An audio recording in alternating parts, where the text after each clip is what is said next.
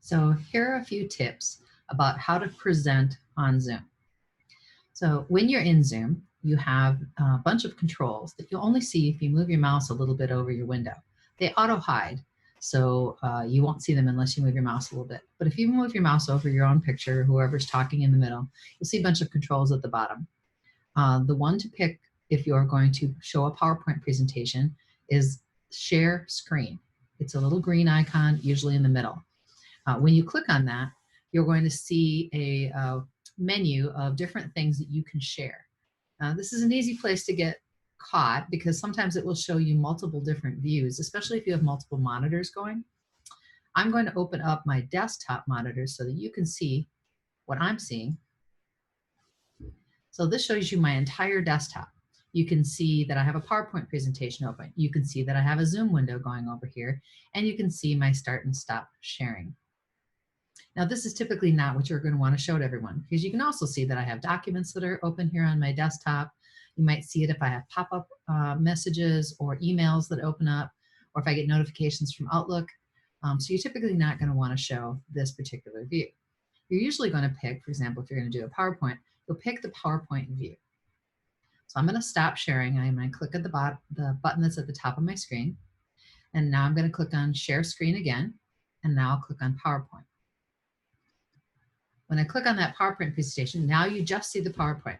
But again, you're seeing some things that you probably don't want to show to your whole audience. You're showing all these different controls. With PowerPoint, you don't want to go into presentation mode until you start sharing. As soon as you share, quickly go down and click on the presentation icon. When you do that, now your audience is only going to see the screens that you want them to see.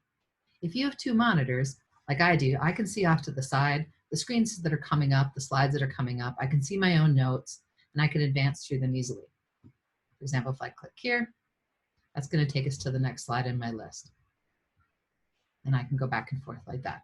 Now, this is what your users will typically see. They'll see a little picture of you in the corner, and they'll see the whole PowerPoint presentation. I'm going to stop sharing. If you are sharing with other people, and there are other people that are going to be sharing in your same presentation, you can click on Screen Share and share if you're a host or a co-host. If you're not a host or a co-host, typically you'll be locked out and you won't be able to screen share. If someone else is presenting and now it's your turn to take over, you go ahead and click on Screen Share, and it'll pop up a dialog box that warns you that if you go ahead and do this, you're going to be taking screen sharing away from another person. If that's what you've already planned ahead of time, go ahead and click on that. You'll immediately begin screen sharing. You can click on that little presentation icon in PowerPoint, and you're going to be ready to go. Make sure, of course, before you start your presentation that you've checked your audio and your video. Use a virtual background like I'm using today. If you have an environment that isn't very well lit or is messy or something inappropriate's on the wall behind you, just make sure that you've got a nice virtual background going. Another tip is to look into the camera on your laptop. Don't be looking off at another screen while you're trying to talk, because as you can see, that kind of makes you disconnect from your audience that you're trying to talk to. So look right at the camera as much as you can, because that's going to give the person the feeling that you're talking to them. Another tip is have some lighting. Like I have a lamp that's right here that I have adjusted so that it's just a bit in front of my face and gives a little bit of lighting. No windows behind me and no big bright lights behind me that would kind of create a halo effect or that would, mess up the lighting. You want to sit fairly close to your computer and make sure that you're positioned so that your head is a fairly large part of the screen. You don't want to be sitting way back like this and be a tiny little head amongst the background. Another thing to think about as you're doing your presentation is virtual backgrounds. You notice I have a virtual background here where if I'm positioned just a tiny bit off to the center of my computer camera, that makes the virtual background work a little bit better. Also want to think about the sizing of your window in terms of your virtual background. Are they going to be able to see all of the words that are on the screen if we have words on the screen like business? You can change your virtual background by clicking on the little arrow that's next to your video camera on that bottom screen to the left of the screen sharing.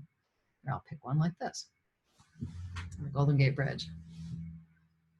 Another thing to think about is leaning in.